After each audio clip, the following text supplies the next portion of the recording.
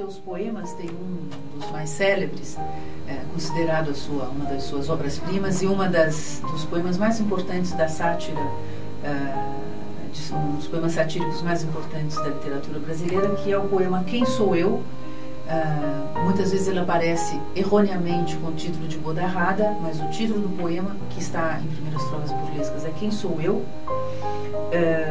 Onde tem um trecho em que ele diz uma coisa muito interessante, que ele diz assim: se negro sou ou sou bode, pouco importa, o que isto pode. Bodes há de toda a casta, pois que a espécie é muito vasta. Há cinzentos, arrajados, baios, pampas e malhados, bodes negros, bodes brancos, e sejamos todos francos, uns plebeus e outros nobres, bodes ricos, bodes pobres, bodes sábios, importantes, e também alguns tratantes. Aqui nesta boa terra, marram todos, tudo berra, nobres condes e duquesas, ricas damas e marquesas, deputados, senadores, gentes homens, vereadores, belas damas emproadas, de nobreza empantufadas, repimpados principotes, orgulhosos fidalgotes, frades, bispos, cardeais, fanfarrões imperiais, gentes pobres, nobres gentes, e em todos a meus parentes, e entre a brava militância, fulge e brilha alta bodança, guardas, cabos, furriéis, brigadeiros coronéis, destemidos marechais, capitães de mar e guerra, tudo marra, tudo berra.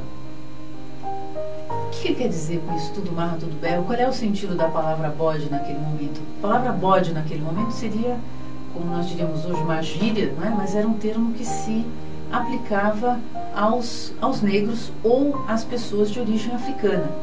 Na verdade, era uma palavra bastante pejorativa, né? E o que é muito interessante nesse poema, quando o Luiz Gama fala disso, ele fala assim: mas podem me chamar de negro, ou podem até me chamar de bode, porque eu não sou o único. O que ele quis dizer com isso aqui?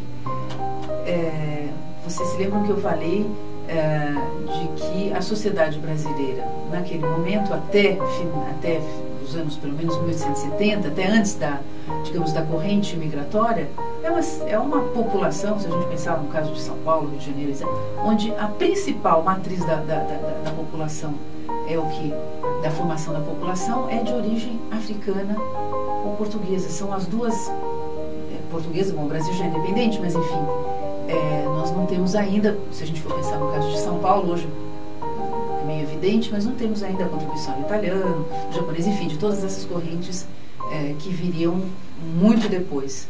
Então, o que Luiz Gama está querendo dizer com isso é, na verdade, o quê? De que a população brasileira inteira é mestiçada, né? A miscigenação corre, como ele diz, entre todos, entre os nobres, condes, duquesas, entre a militância, que seriam os militares, né? Entre os bodes ricos, bodes pobres. Então ele está falando de como este sangue, né, africano corre nas veias da sociedade brasileira, não é? E ele diz, olha só, né, capitães de uma guerra, tudo marra, tudo berra, né? E em outros momentos dos seus escritos e dos seus poemas ele vai muito mais, às vezes até uma visão um pouco, uma análise às vezes um pouco tendenciosa, quando as pessoas dizem que Luiz Gama na verdade critica a sociedade branca. Ele não critica a sociedade branca, ele critica a sociedade imperial, mas ele vai criticar muito mais não a sociedade branca, ele vai criticar aqueles que desejam se passar por brancos, embora sejam, como ele, bodes, ou seja, pessoas, como ele diz, que têm, como ele, que são parentes dele, ou seja, que também têm o sangue africano. E isso é uma coisa nova, que faz de Luiz Gama, no seu livro Primeiras Trovas Burlescas, um outro elemento muito importante, é que Primeiras Trovas Burlescas é a primeira obra da literatura brasileira cujo autor se diz explicitamente, eu sou negro. É a primeira voz negra da literatura brasileira. Então, isso daqui é uma coisa bastante importante, que felizmente aos pouquinhos vem sendo, né, reconhecido, não é? E Luiz Gama, ele se mostra sempre muito irritado, né, com esses, como ele diz, esses parentes. Em vários poemas ele usa essa palavra, né, os meus parentes que querem se passar por brancos, né? Então, essa mulataria, a gente sabe, hoje nós temos digamos, imagens, né, de como muitos homens políticos, homens, enfim, das elites políticas, econômicas, da nobreza imperial, tinham lá, né, eram evidentemente o que nós chamamos hoje de afrodescendentes. Uma outra coisa muito importante também é que Luiz Gama jamais deixou, né, tem alguns trabalhos que foram feitos nos anos 80, né, que apresentavam Luiz Gama, é uma coisa muito interessante, que foi mais ou menos nesse período que eu comecei a me interessar por ele, que apresentavam Luiz Gama como uma pessoa tímida, né? Ele de tímido não tinha nada, muito pelo contrário, era uma pessoa que tinha uma grande coragem, né, de opinar, e não se intimidava, encontrava os canais para fazer isso. E uma prova disso também é que Luiz Gama nunca se poupou de dizer o que ele achava da própria sociedade brasileira sobre o aspecto político, sobre o aspecto social, sobre o aspecto racial. Um outro dos seus poemas, que se chama Sortimento de Gorras para Gente no Grande Tom, tem trechos surpreendentes, a ponto de a gente encontrar ainda muita semelhança com o que ocorre no Brasil de hoje, né? Vejam só o que ele escreve, né? Se temos deputados, senadores, bons ministros e outros chuchadores, significa aproveitadores, que se aferram às tetas da nação com mais sanha que o tigre ou que o leão, não te espantes, ó leitor da pepineira, pois que tudo no Brasil é chuchadeira. Significa que todo mundo quer se aproveitar de tudo, né? E aqui também ele diz, olha só, se a justiça, por ter olhos vendados, é vendida por certos magistrados, que o pudor, aferrando na gaveta, sustentam que o direito é pura peta, e se os altos poderes sociais toleram estas cenas imorais, se não mente o rifão já muito sabido, ladrão que muito furta é protegido, é que o sábio no Brasil só quer lambança, onde possa empantufar a larga pança. Então, é muito surpreendente esse poema, um poema bastante extenso, ele tem uma segunda parte. A gente, às vezes, tem a impressão que Luiz Gama está retratando, falando, comentando o Brasil de hoje.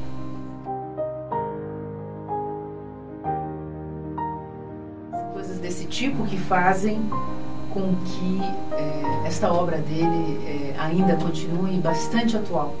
Ela tem um sentido, a gente não consegue, apesar dela ter quase 140 anos, é como se a gente estivesse ainda, né, lendo e enxergando alguma coisa que está de uma maneira muito arraigada, não é?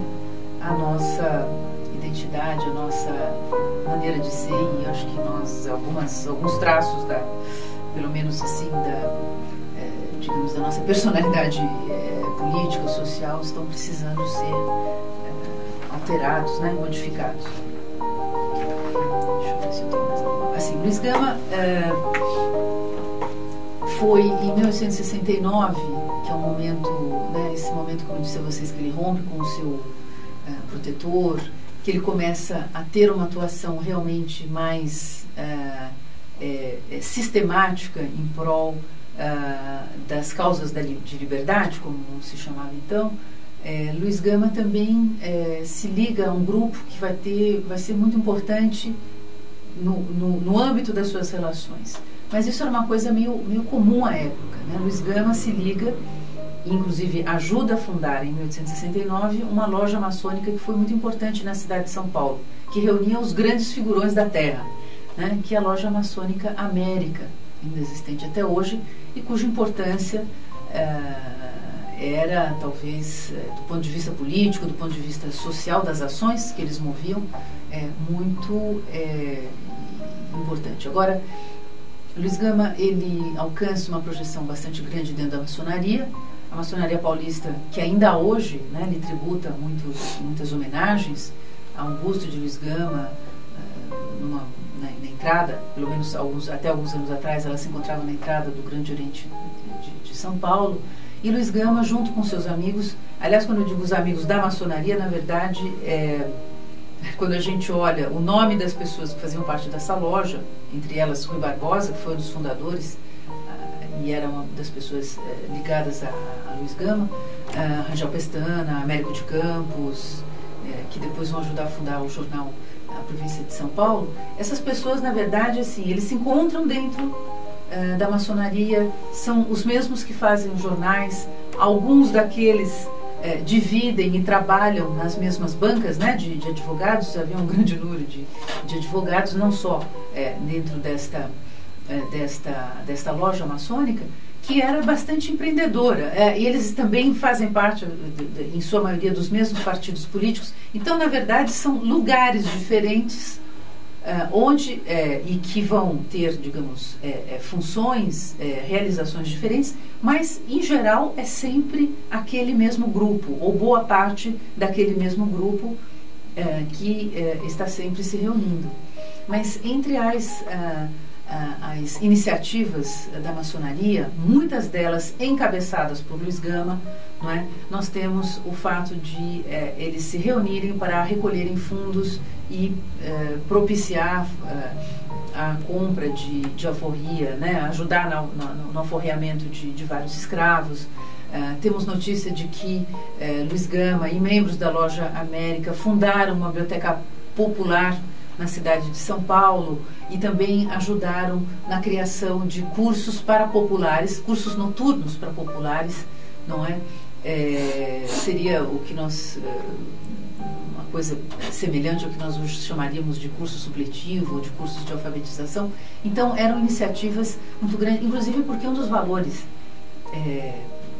digamos assim, fortemente disseminados pela maçonaria é a questão da instrução, né? A instrução é um valor, digamos, propalado pela maçonaria, que na verdade é uma organização internacional, não é? E que acolhia pessoas de vários matizes, as sociedades maçônicas não acolhem nem mulheres e nem escravos. Você precisa ser livre, mas tirando isso, na verdade a sua idoneidade, o seu caráter, o seu valor pessoal, não é, que fazia com que você pudesse ou não ser admitido nesta confraria. Luiz Gama falece em 24 de agosto de 1882. E a morte de Luiz Gama, o funeral de Luiz Gama, ficou nos anais da história de São Paulo como o maior funeral a que a cidade assistiu até então. Isso ficou registrado principalmente numa crônica, numa célebre crônica chamada Última Página da Vida de um Grande Homem, publicada alguns dias depois de sua morte por Raul Pompeia, o escritor Raul Pompeia, que em 1882, ainda muito jovem, tinha 19 ou 20 anos, era estudante da Faculdade de Direito, escrevia para alguns jornais de São Paulo, da corte, né, já se preparando para o destino que o aguardaria como escritor.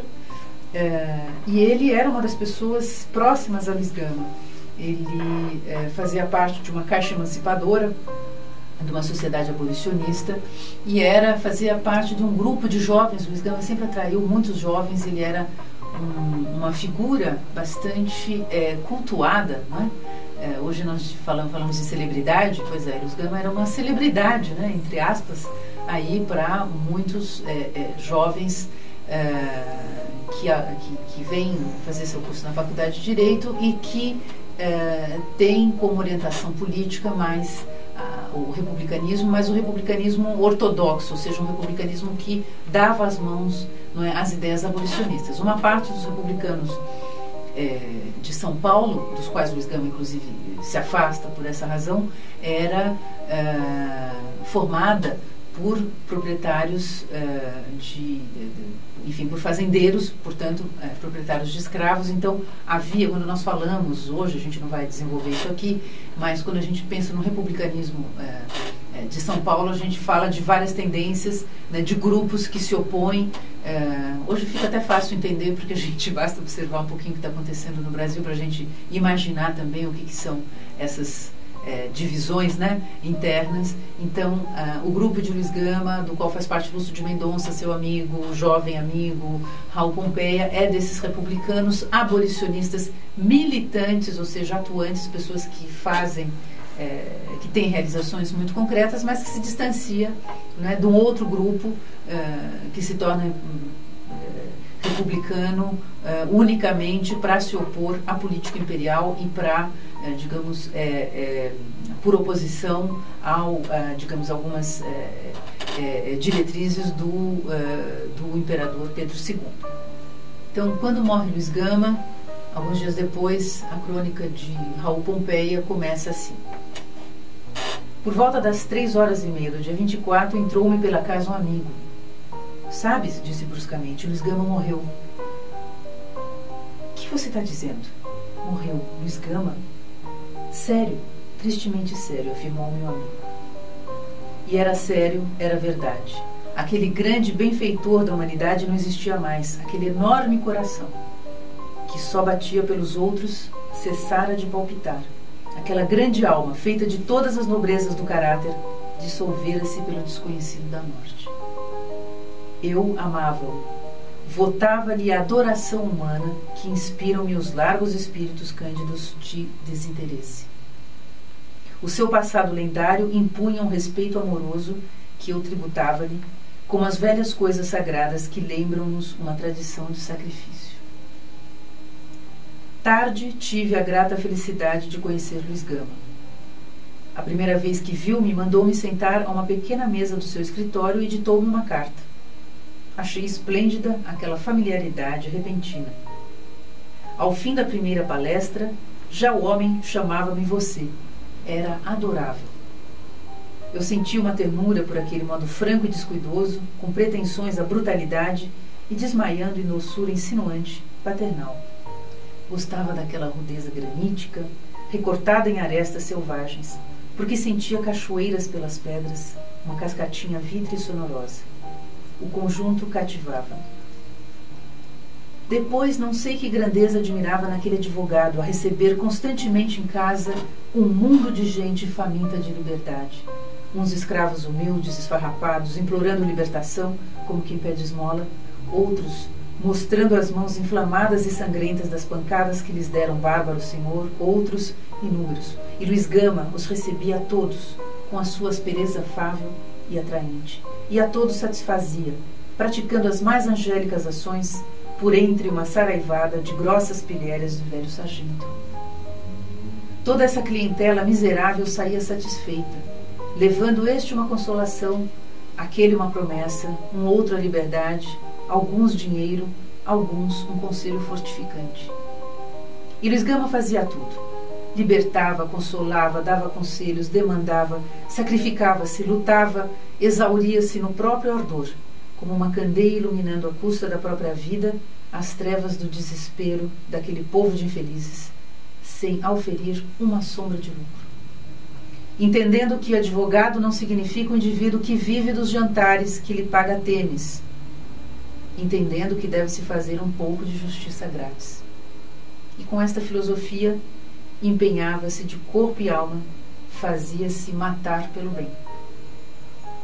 Pobre, muito pobre, deixava para os outros tudo o que lhe vinha das mãos de algum cliente mais abastado, doente, moribundo, encontrava no âmago da sua natureza uma reserva instintiva de energia e ia gastá-la em proveito da justiça e da beneficência oculta, avessa fanfarra das reclamas. Havia para ele como que um trono em minha alma. Luiz Gama morre em 1882 de diabetes, que era uma doença fatal naquele momento, né? Só a partir do início do século XX é que se descobre a insulina. Então, quando Raul Pompeia nos fala das condições de saúde de Luiz Gama, que até as suas últimas forças continuava trabalhando com este ardor, por ele descrito, ele está se referindo a essa doença que deixava as pessoas num estado bastante calamitoso quase, né? E ao longo desse texto, onde ele vai lembrar passagens por ele mesmo vivida com Luiz Gama, passagens por ele mesmo vividas com Luiz Gama, onde ele descreve a sua residência no bairro do Brás.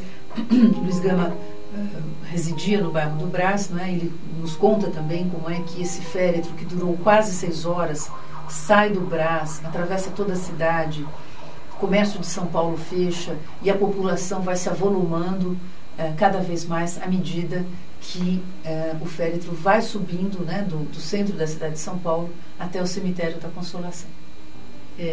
Uma outra passagem dessa carta de Raul Pompeia que nos dá também uma ideia, não é, do que foi este funeral de Luiz Gama.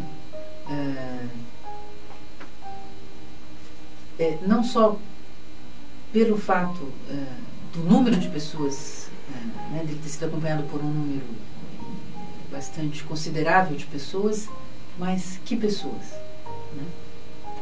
Que é o que explica o fato de o Raul Pompeia chamá-lo de Luiz Gama, o amigo de todos, né? Essa pessoa que, né, Luiz Gama, que tinha essa, digamos, essa circulação vertical, né, na sociedade paulistana, né? Então, ou seja, ele percorre todos os níveis e está ligado a todos eles e faz as pontes necessárias, que é o que o tornou, né, a figura, e eu uso a palavra porque ele gostava muito dessa palavra, competente, né? Ele vai chamar muitos juízes, muitos advogados de incompetentes, e logicamente ele se achava competente e mostrava através da eficácia das suas ações, não é, a sua vontade, né, o fato de ser uma pessoa realizadora, né, de não ter ficado simplesmente naquela coisa das ideias. E as ideias podem ser sempre brilhantes, mas se elas não chegam a uma concretização. Mas enfim, como continua aqui o Raul Pompeia, ao entrar na cidade, uma comissão de 6 membros do Centro Abolicionista de São Paulo, Luiz Gama, quando falece, era o presidente de honra deste Centro Abolicionista, tomou as alças do caixão. A cidade estava triste. Inúmeras lojas tinham as portas fechadas. Em manifestação de pesar, as bandeiras das sociedades musicais e beneficentes da capital pendiam a meio mastro. Apinhava-se o povo nos lugares por onde devia passar o enterro. As janelas acotovelavam-se as famílias. Em alguns pontos viam-se pessoas chorando. Ia sepultar-se o amigo de todos. Nunca houve coisa igual em São Paulo, dizia-se pelas esquinas. E o nome de Luiz Gama, coberto de bênçãos, corria de boca em boca. No posto de honra das alças do esquife sucedia-se toda a população de São Paulo. Todas as classes representavam-se ali. Reparou-se particularmente num contraste estranho. Em caminho da Consolação, viu-se Martinho Prado Júnior, o homem que quer a introdução de escravos na província, lado a lado com um negro esfarrapado e descalço. Um e outro carregavam orgulhosamente, triunfantemente, o glorioso caixão. E eu perguntei a mim mesmo se Martinho Prado era um escravocrata sincero. Isto porque, logicamente, Raul Pompeia nos aponta nesta passagem uma coisa interessante que eu acho que no mundo de hoje nos escapa, não é, essa questão da respeitabilidade, né? Adversários políticos, homens que estão em campos diferentes, mas havia algo que talvez se perdeu, devesse ser resgatado, essa noção, né, do respeito, da respeitabilidade e da honra, tema sobre o qual nós deveríamos refletir muito mais. E Luiz Gama, acredito eu, consegue ter de um lado do caixão um escravo esfarrapado, de outro um de seus ex-adversários políticos, talvez em nome da respeitabilidade e da credibilidade que ele conquistou durante a sua vida.